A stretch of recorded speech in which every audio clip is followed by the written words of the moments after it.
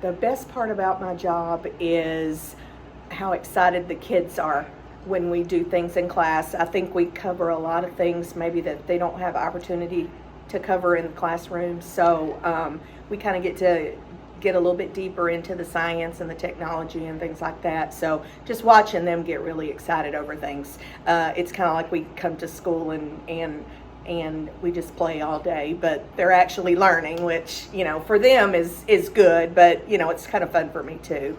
I think that teaching is really the only thing that I've ever wanted to do.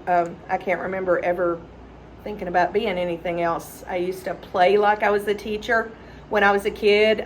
My poor younger sister was having to be my student all the time, but she's an educator now too, so it all worked out great. But that's just what I've always wanted to do. That's been my goal ever since I was a kid.